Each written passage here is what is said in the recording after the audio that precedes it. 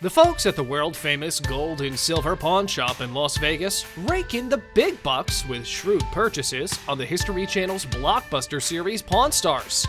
The items people bring in aren't always worth much, but the Pawn Stars have struck gold on multiple occasions.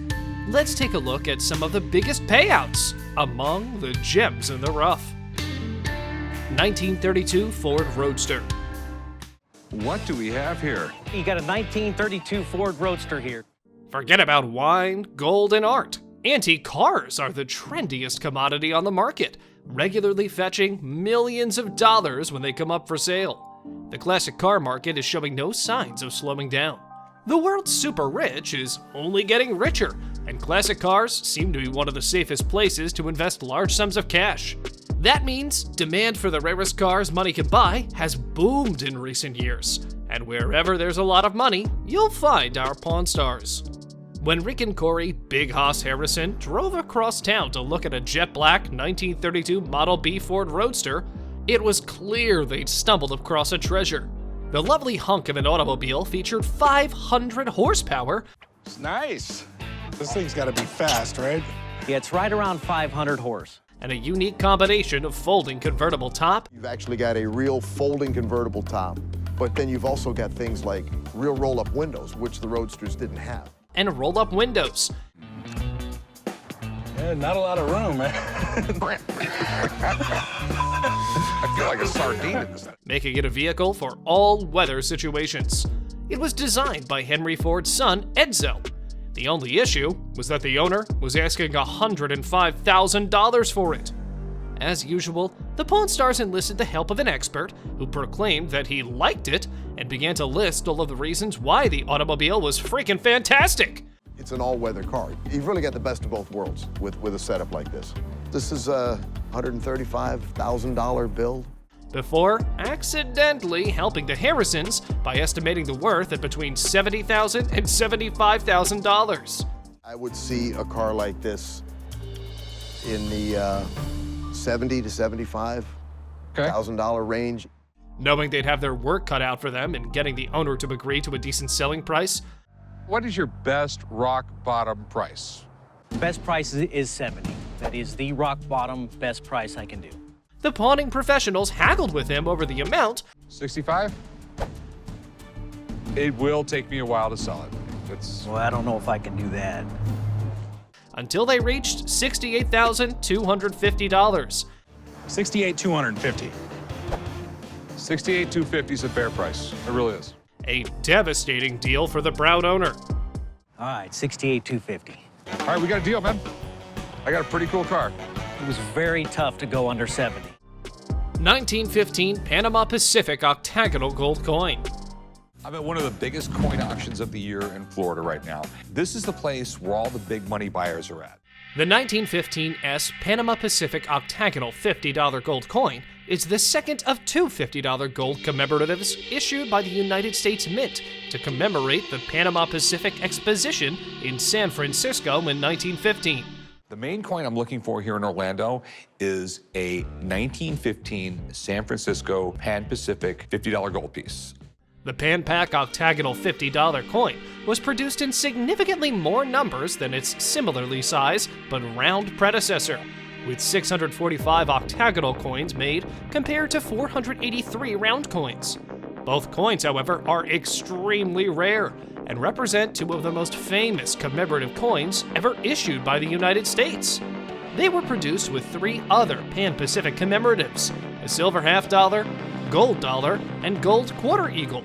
In 1915, San Francisco hosted the Panama Pacific Exposition. The U.S. Mint struck a variety of coins in silver and gold. And I'm sure you're curious about how the coin ended up on a reality show.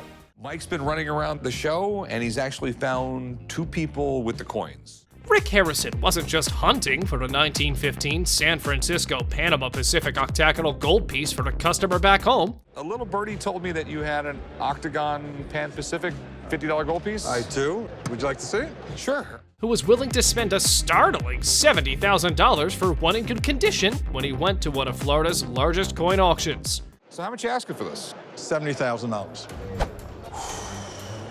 Would you take 65 for it? No. The coins were made with 90% gold and 10% copper, and were intended to commemorate the Panama Canal's opening.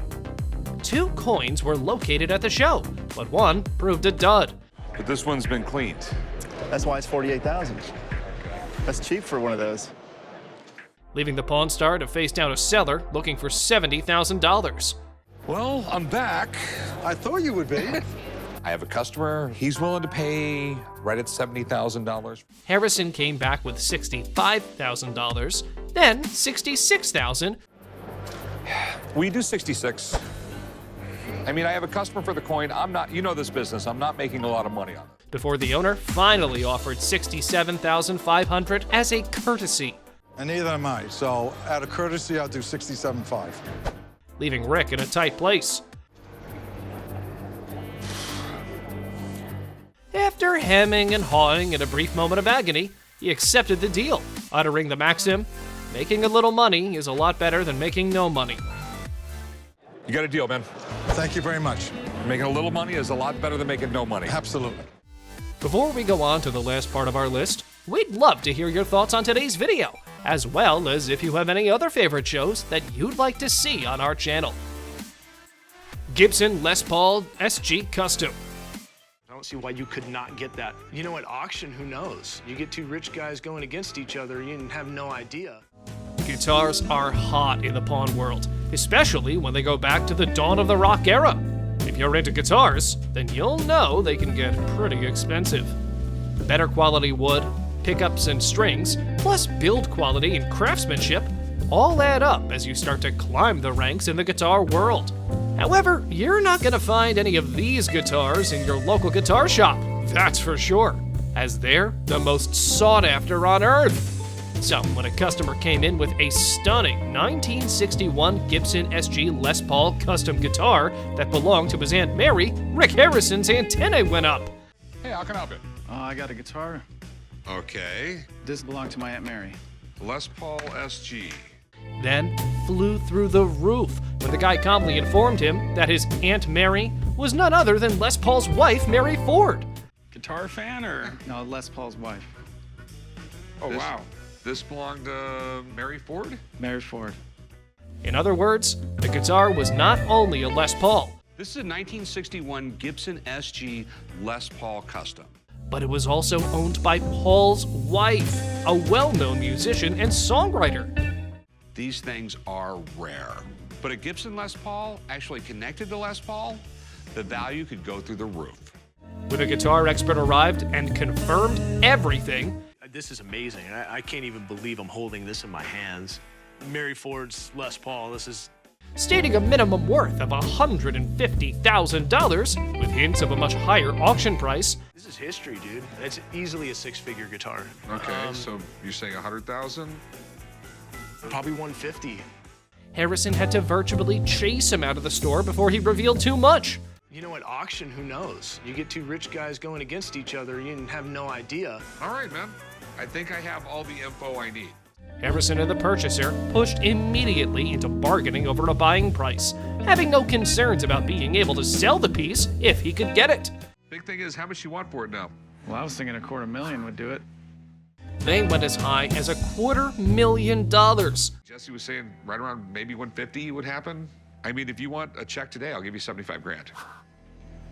It's not gonna happen. Until the smart pawn shop proprietor bargained his way down to $90,000. If you want to pay 90, you can have it. All right, $90,000. Deal. All right, write it up. Come on, man. We got a lot of paperwork to do. Thank you very much for watching the video. Do like and share it with your friends. Subscribe to the channel and hit the bell icon to not miss any of the upcoming amazing videos. Thank you once again.